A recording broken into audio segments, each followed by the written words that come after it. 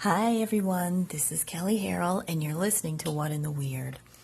In the podcast that I released earlier this week, which I think was number 17, I mentioned that there's been a lot going on, and one of those things was I got a new rune set. Yay! So let me set the stage for this a little bit. In one of the first episodes of What in the Weird, I talked about making your own rune set and how every time I sat down to do that, it just didn't flow. I couldn't get a blessing on it one way or the other every time I sat down to make them of wood. And I had it in my mind that that was what it had to be made of. That's what everybody said. If you wanted to do it the right way, be in the in club, you had to make your rune set out of wood. Well, it didn't work that way for me. So over a course of years, I just happened to be making some trinkets out of clay, and I had some left over. And before I knew it, I just started carving runes into things, and I had an entire Elder Futhark in tiles, clay tiles. That was around 2003, and that's the rune set that I've used to this day. You can see it in any of the weekly rune photos, which are on my Instagram, which is at Kelley Soul Arts, or you can see them on my blog, which is at soulintentarts.com. Now, before that, I had a store-bought set that came with a book, you know which one I'm talking about, years ago. I'm talking 25 years ago, and it just never felt right to me. I mean, they're beautiful and awesome and all that jazz. It's not their fault, but I just never connected to them. Otherwise, I've always been a one rune set girl. Well, maybe a year and a half ago, my shaman friend James Stovall mentioned a steel set. And you know how sometimes things just stick in your brain. Don't know why, not really sure what the connection is, but from the second he detailed the impact that feeling the steel runes in his hand had on him, plus the power of the staves themselves, I was absolutely smitten with the idea, and I was determined that I was going to get my own set. And of course, I was broke, so I didn't have the money to pursue it. Well, here's a lesson around that. The same thing happened with a staff that I saw several years ago at the Renaissance Fair in North Carolina. It was Staff by Ghost, if you've ever been to the North Carolina Ren Fair. So part of the tradition of initiation into Seder is claiming your regalia, part of which is having a staff. And that's the only part of the regalia that I've never acquired or made. And this was, like years ago. So I saw this staff at the Ren Fair, fell madly in love with it, and talked myself out of it due to the price.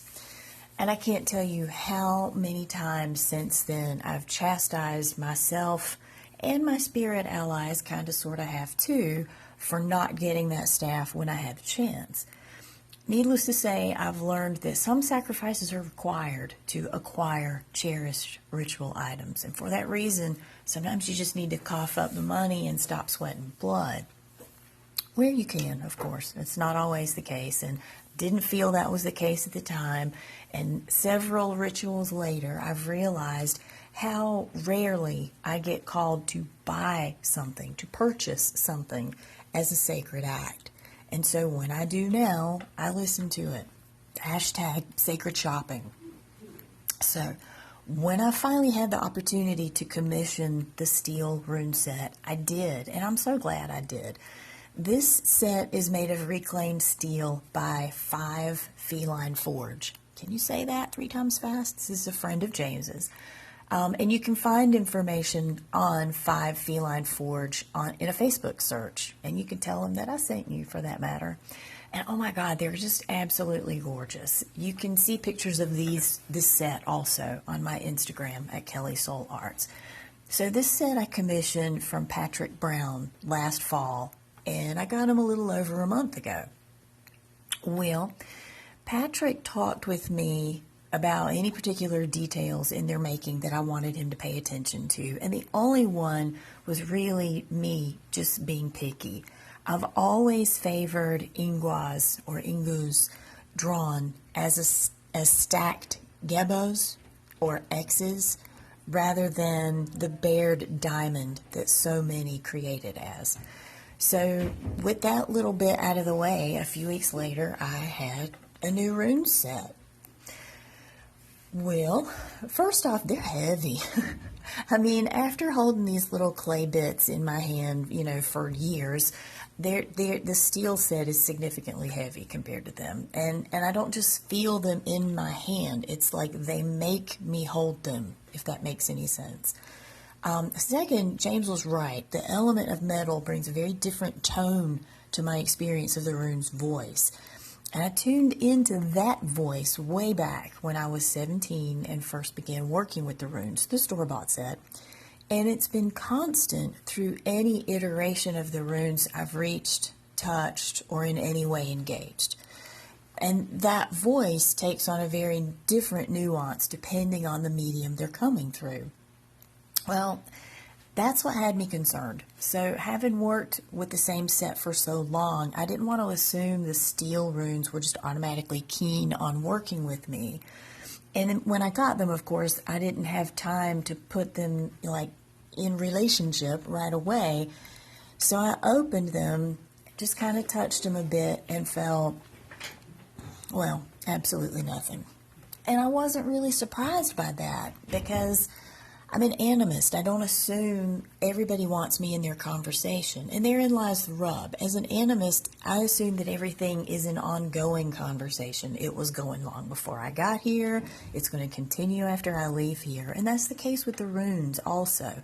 The metal, the spirit of them, the spirit of the method that Patrick used to create them for me. All of these things are aspects of the rune set I feel I need to make a connection with in order to really work solidly with this set.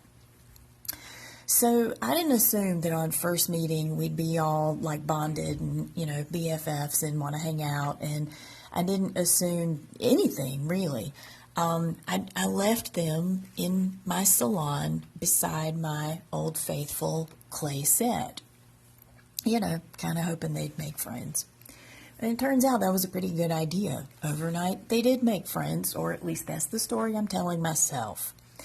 When I found them the next day and finally had time to work with them, I really felt like the experience of the runes translates no matter what medium I'm using now. I do feel that I need to pause and honor the materials of the immediate expression of runes that I'm working with and still find and connect with that central voice that I've heard through them since I was 17.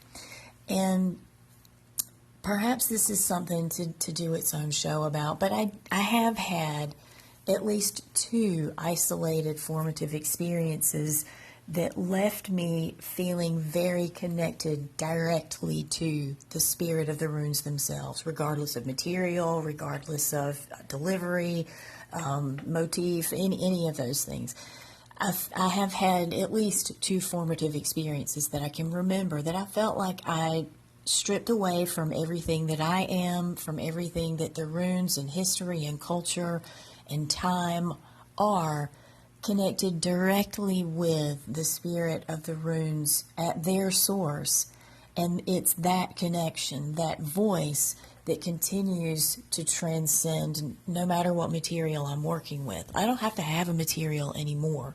I, at this point, can step into an altered space and the rune symbols come to me and we have a dialogue in a very visual but also full sensual, beyond sensual way that allows me to still engage them as an oracle but also as magical beings.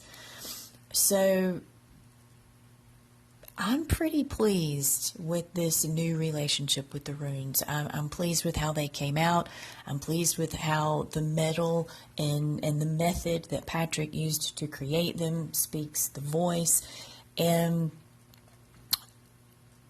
it leaves me curious in how to connect with other potential rune sets if there's any reason or need to have other rune sets other than sheer curiosity and maybe to get the nuance of different materials. I admit I'm very curious about working with an antler set and with a bone set. So I'll have to keep you updated on that. And now I've got to figure out how I'm going to get to the next Ren Fair and get a staff by Ghost. Well, that's it for this episode. You can download the Anchor app for Android or Apple and listen to What in the Weird there. If you're on Anchor, do let me know what you think about your rune set. Any materials that speak to you, any particular qualities of the runes that speak to you. Or if you're interested in purchasing or have purchased a rune set, what considerations do you take before you make that purchase? I would love to hear from you. And also you can download each episode from Google Play or iTunes. Feel free to email me at Kelley@soulintentarts.com. I'm Kelley, and this has been What in the Weird.